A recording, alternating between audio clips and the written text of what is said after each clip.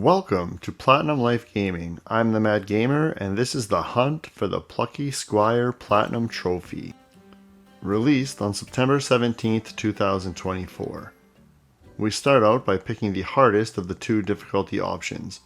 Both offer a trophy, but luckily for us the difficulty trophies stack. We learn that we will be playing as Jot, a fierce fighter and defender of the land of Mojo. Once upon a time, there was a plucky squire named Jot. Learning that we are playing inside of a storybook. Running around the pages, we quickly end up in the home of Moonbeard, the local DJing wizard, who needs us to get him some beeswax from Honey Peak so he can press more records. This 2D game looks like every other 2D game out there. My first impressions were not great. Not a typical game I would be playing. But, with Pip the mouse at my side, I decided to give the game a chance and headed out to complete Moonbeard's task. Along the way, I made sure to strike every tree on every page. You see the light bulbs that fall from some trees, and defeated enemies are the in-game currency. In order to earn a couple trophies later on, we need to make sure we have a lot of this currency. Arriving at Honey Peak, we have a simple platformer section, and then the game actually piqued my interest. In order to obtain the beeswax, we had to save Benny Bee from the angry honey badger, and this one clearly did not give up. The honey badger attacks. Jot turns into his Popeye-like self, and we are sent back to the retro days of Nintendo's Mike Tyson's Punch-Out. Popeye. Just jacked.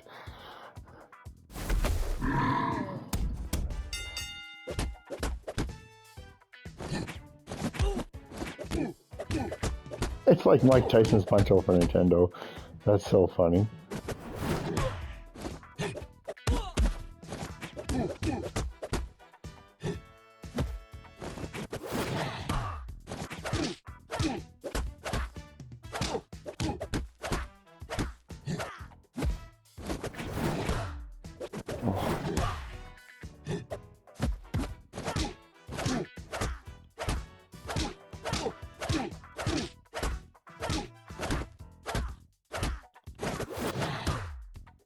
This was fun, unexpected, and even nostalgic for me. Finally, taking down the honey badger earns us the powerful puncher trophy.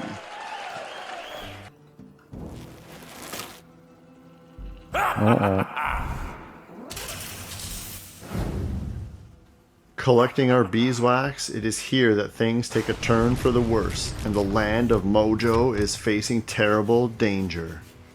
Moonbeard informs us that Humgrump, the nefarious sorcerer, is behind this. And that is when Violet shows up. Violet is our childhood friend and a trainee witch. Swapping Pip and Violet, we head out to Tome Tower, where the strange green magic seemed to be originating from. Quickly, we come across our first art scroll, and the Joy of Art trophy for picking it up. Hey, what's that? Shortly after that, we are introduced to another aspect of this game, one that I was not a fan of, for using words on the pages of the book to change the landscape or items on the page. In order to progress here, we had to make a sentence where the gate would be open.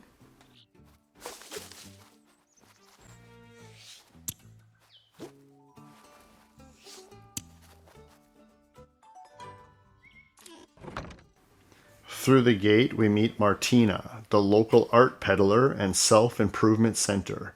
From her, we can occasionally buy art scrolls and character upgrades for Jot.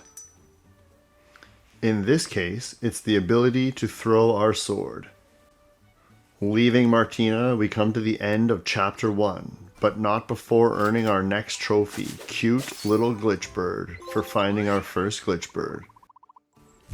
Quickly touching on collectibles, this game has 60 total collectibles, 50 art scrolls, and 10 glitchbirds.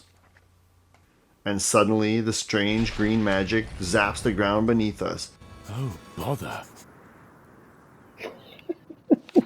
Oh, bother. Chapter 2. Toad causing it to Tower. give way. And as we start to fall, chapter 2 starts. And here we meet our Jeff Our heroes Spicoli hung on inspired to the mountain twigs troll each by their Thrash. fingernails. He dudes Suddenly, and awesomes in his surfer style throughout the entire game while rocking out every chance he gets.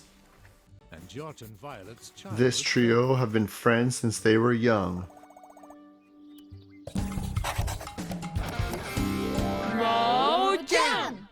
Mo Jam! And we meet Minibeard, who is always around to give us hints to puzzles Hey, if Moonbeard. you choose to use him. But trust me, the puzzles in this game are not very hard and you really don't need to. It's not Moonbeard, it's Minibeard. He's a tiny version of Moonbeard. Arriving at Tome Tower, we see a mysterious figure who hastily makes a getaway. Our friends decide they should leave Jot to do all the hard work, and as he ascends the steps to the top of Tome Tower, Humgrump is waiting and has figured out that he is a character in a storybook, destined to be defeated over and over by Jot. With a little bookception, Humgrump finds a hidden book within our book and learns ancient magic. Using this magic, he is ready to change the tides of fate and casts a swordless Jot out into the 3D world beyond, before closing the book and essentially locking Jot out. Whoa, now it's totally different. This aspect is the greatest thing that this game has going. Paper Mario had 2D character in a 3D world. Mario Odyssey is the only game I can think of that does this, alternating between 2D and 3D, although it did it for very short sections, simply allowing players to revisit an old game style from the mid-80s. Plucky Squire takes this to a whole other level, alternating gameplay flawlessly between 2D and 3D, and it does it often. I found myself very early on wishing that I could explore more than the top of the desk in this 3D world. You see, our storybook is on the desk of a boy named Sam. Sam's hero is Jot, and if Jot does not find a way to beat Humgrump, he will not inspire young Sam and other children to dream, to believe, to become what they are destined to be. I mean, after I learned that from a bookworm named Paige, how could I stop playing? How could I let Humgrump win? Despite feeling like this was not a game I wanted to play, I was curious to see what else the game threw at me and what other unique things it had in store. We learn to move from the 2D and 3D worlds. This includes carrying objects and words with us. In order to enter the book, Paige lets us know we need to find a set of gauntlets. Not quite as powerful as the Infinity one, but they have the ability to turn the pages in the book.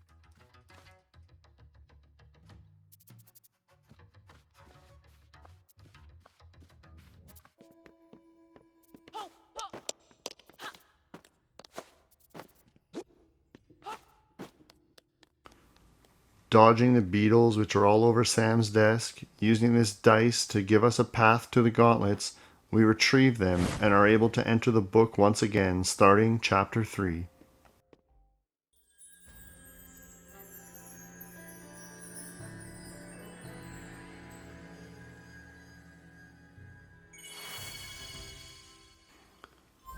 With the ability now to freely move between the two worlds, I went back outside, and it's here I fell off the table and earned the Optimistic Explorer trophy. Oh! Optimistic Explorer. Try jumping off the desk, it's worth a go. Reuniting with our friends at the top of Tome Tower, we retrieve our sword and set out for Artia City. We need to inform the Queen of Mojo what is going on. to Artia City to visit the good Queen Chroma. Chapter 4. On our way to Artia City, we had to go through Sonnet Swamps. These swamps are the game's way of making sure we fully understand how to move in and out of the book, flip pages, carry words, and other objects. filling the moat to get to the switch, or changing out the words tiny and huge to shrink the bug blocking our path. If we rearrange the sentence to make the little frog huge, we earn the huge frog trophy. Oh, hey, huge frog trophy. Nice. Randomly coming across a fish catching mini game, we earn the trophy Perfect Fish Grab for catching Floatio on our first try.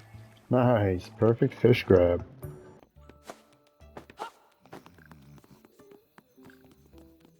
If we head back a few pages and bring the word huge, we can pop the huge bridge trophy for rearranging a sentence to make the bridge huge. Hey, trophy. Huge bridge. We learn that the snail's house is full of flying bugs and our sword will not cut it. We need to get the bow and arrow from Alonia, the elf ranger, who is inside of a playing card much like that of Magic the Gathering or Pokemon. And this card is sitting high up on Sam's desk.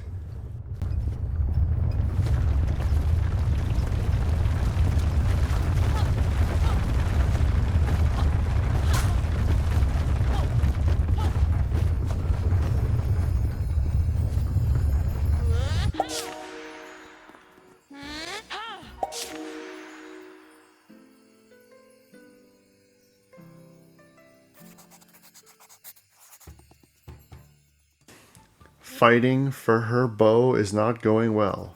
Paige shows up to heal us, but even then we're still no match for the elf ranger. We decide to change our tactics and convince her that Humgrump is our mutual enemy and that helping us would be helping her. Logic prevails and she lends us her bow. Now we can partake in a mini game to clear the snail's house of all the flying bugs.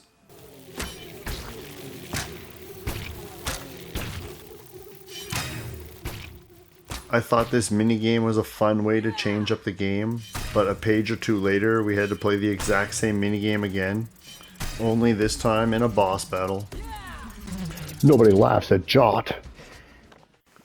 Not a huge fan of repetition, especially so close to the last time, but we defeat our enemy, and no longer acquiring the bow, it returns to its rightful owner. After helping the snails and making our way through the swamp, we arrive at Artia City and Chapter 5.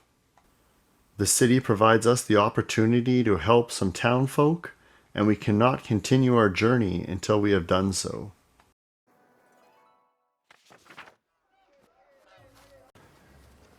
We are tasked with rounding up all of the missing pigs. Realizing we have no way of doing this, we head out onto Sam's desk in search of a new ability, finding collectibles and more valuable currency before making our way to the attic of the dollhouse-esque apartment building now occupying our searchable area.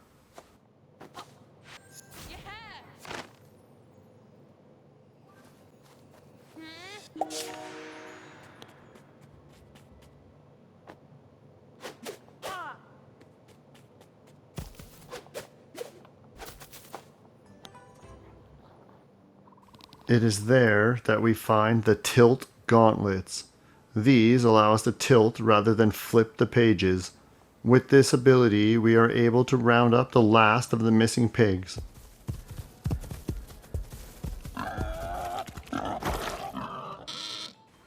And it's off to meet the queen. While we are briefing her, an explosion happens in the background at Targ Mountain, Thrash's home. Chapter 6 begins with Jot and Thrash setting out to investigate. Here, we learn to launch ourselves across the page. Part of the way up the mountain, Thrash is challenged by his Uncle Krong to a competition. This minigame is way too long, very basic. Here, we're pressing the same button over and over when a thrown object is about to hit us. Eventually one comes that we can bounce back and injure our opponent. Like most minigames, this is just a simpler version of a later one, which is usually a boss fight. During a puzzle where we have to change a block into cheese in order to get a rat to move out of the way, we are able to rearrange a sentence and make cheese mushrooms, popping the trophy. Hey, cheese mushrooms.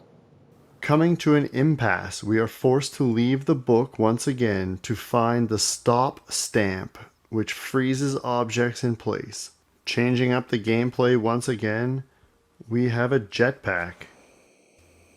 For retrieving the scroll on top of the projector, we earn the Star Walker Trophy. This fun little section has us looking for 3 pieces of a rocket in order to trade for the stop stamp.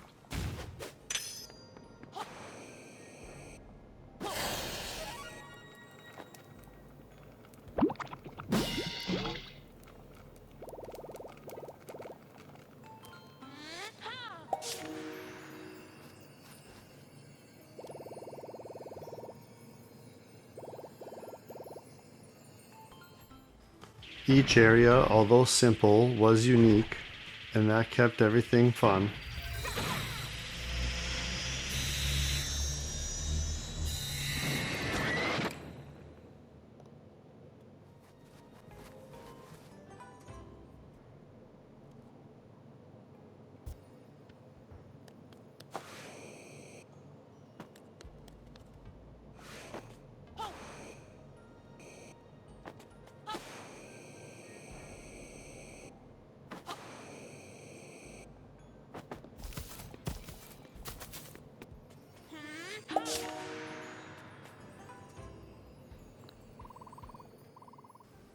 Finding all 3 pieces of the rocket, we are able to then grab the stop stamp and continue on.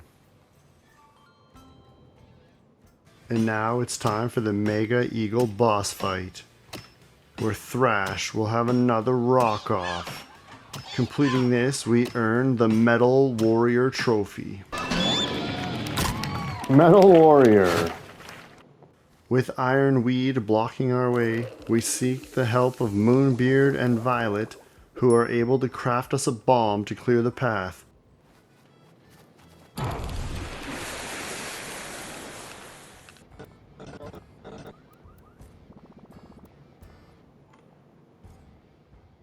While working to get Gozy out of our way, we rearrange a sentence to make a cheese pillar, earning us Hey, cheese pillar. clearing our path and finally arriving at the boss fight. Jot and Thrash against the giant metal excavator that Humgrump is using to mine metal from the mountain.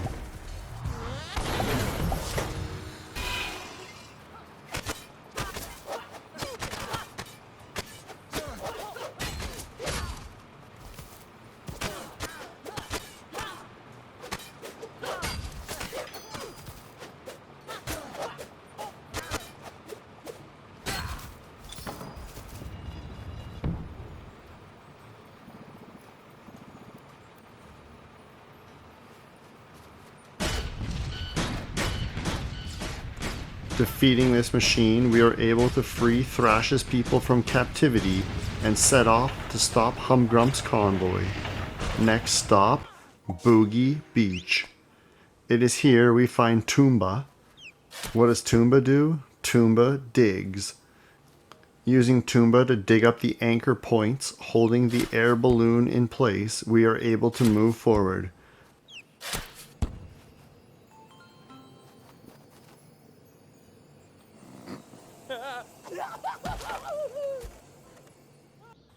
Violet meets up with us again, reuniting the trio. Mojam. Before long, we are stuck, Humgrump's tanks blocking our path. You guessed it, we set out to Sam's desk in search of another ability to clear our path.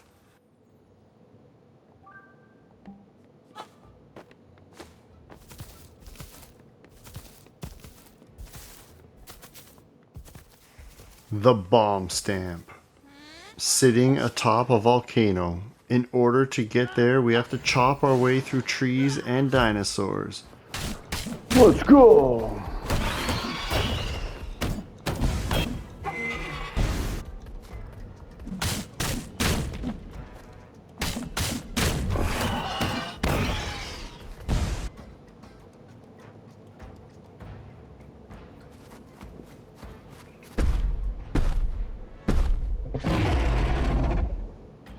This gives me nightmares of Crash Bandicoot.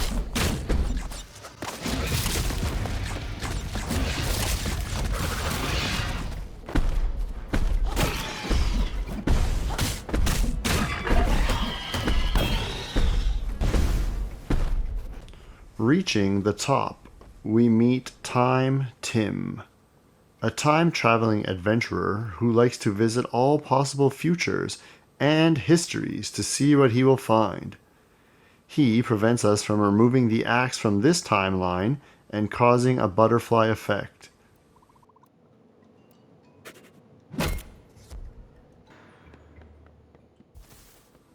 Once we drop the axe and Tim lets us by, we are able to find the bomb stamp. Ridding the beach of Humgrump's tanks, we leave Toomba and Boogie Beach behind, but not before figuring out that the convoy is headed to Artia.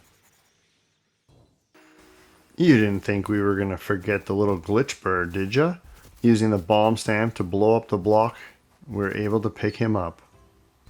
Arriving back to town and Chapter 8 begins, Violet gets her chance in a Bubble Bobble Hominage minigame.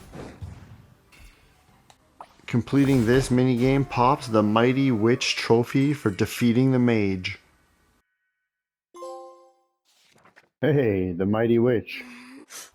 With the mage out of the way, the trio heads to the castle, but our mysterious stranger is back. He looks on at the main event of Moonbeard versus Humgrump in a sorcery duel.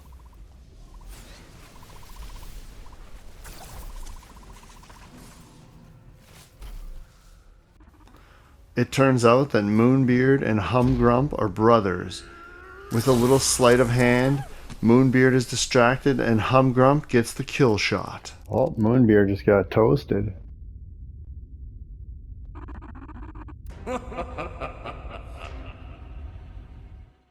With Moonbeard gone, Humgrump on the throne, Mojo.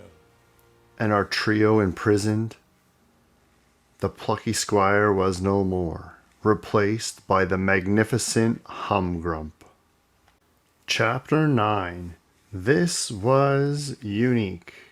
I'd never seen a game do this. The game essentially restarting, this time set in a dark, ominous world. Even the developers had been affected.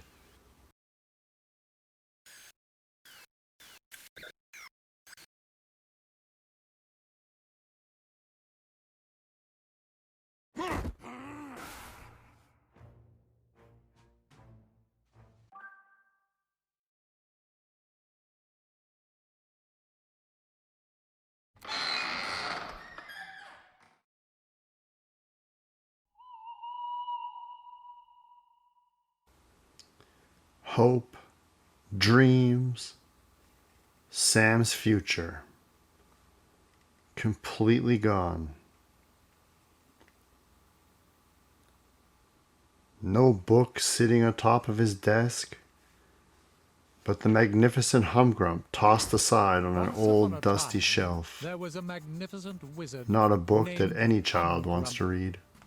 Jot sets out to free himself from Deep Doom prison.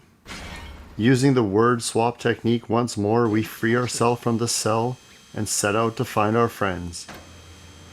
After narrowly escaping death because Pip the mouse was there to save us, Pip now gets his own minigame. This one was a little more fun than Thrashes or Violets, but still, it just didn't do it for me.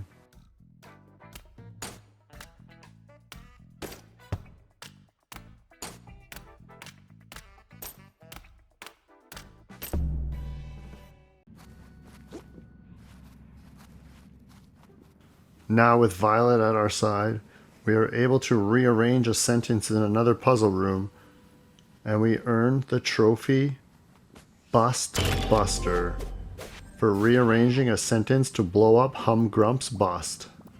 Finally reuniting our trio once again, you guessed it, Mojo! Coming across Martina in the prison, we are able to purchase our last character upgrade, and we earn Powerful Jot for fully upgrading all of Jot's abilities. Nearing the end of the prison, we get the last of Pip's minigames. Completing this earns us the Wretched Rodent Trophy.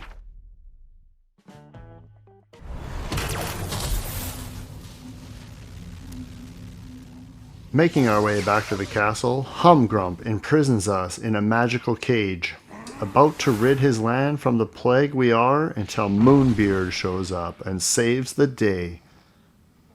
That's right, Moonbeard is alive.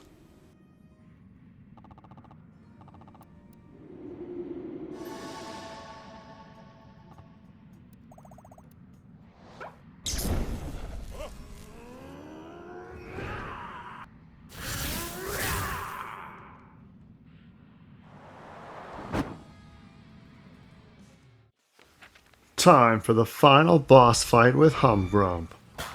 Repeating Thrash's minigame, we fight Mega Eagle one more time.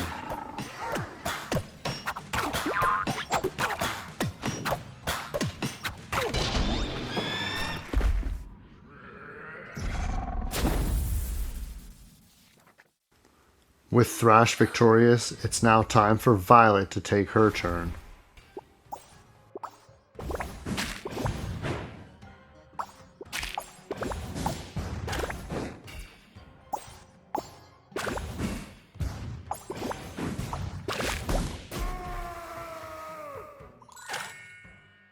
Repeating her exact same minigame, we're able to quickly dispatch of Humgrump. It's time for Jot to take on Humgrump the Honey Badger in a boxing match.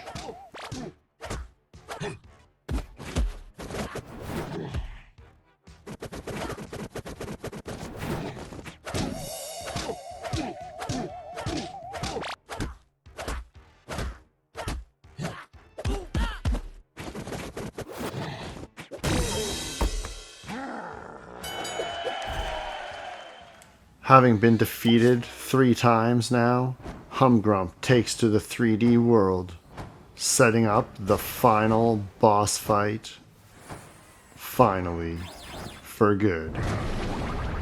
Armed with your jetpack and assault rifle, we take to the skies.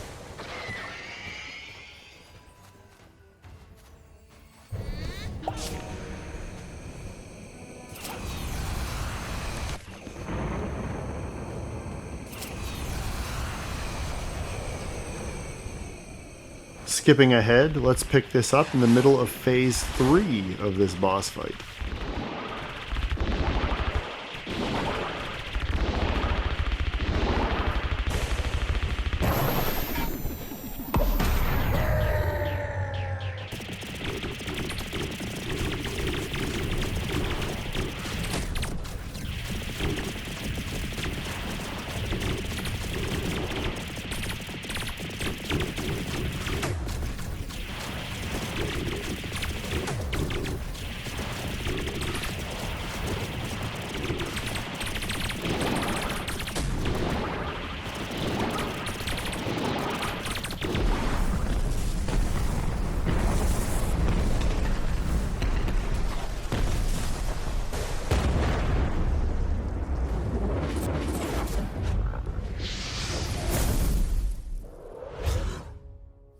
And for defeating the nefarious sorcerer Humgrump, we earn the triumphant Squire Trophy.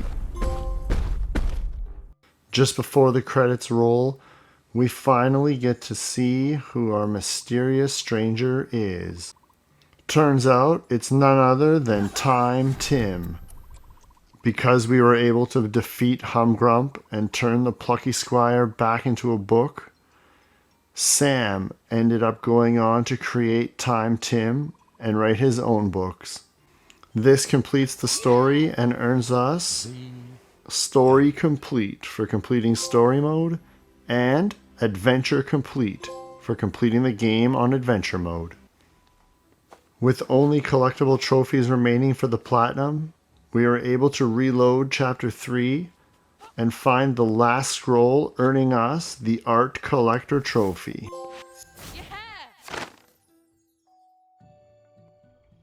Needing only one glitch bird for the Platinum Trophy, we reload Chapter 2 and find our final glitch bird, popping the savior of the glitch birds trophy and the Platinum Trophy. Get all trophies. A little disappointing it doesn't have a more creative name. However, we have finally completed the Plucky Squire. This game had some creative moments. I really liked the 2D to 3D aspect. The mini games being so repetitive though, and the using words in different sentences kind of lost it for me. However, I feel if this is a game style that you would normally play, then go out and beat it. The Platinum took me 8 hours to complete. I do, however, have to say for me, it's a little too kiddie, so it's a yeet it. Thank you all for watching the video. Please give a like and hit that subscribe button. I thank you all for making this dream of mine come true. Until next time, take care, and remember, it's a platinum life.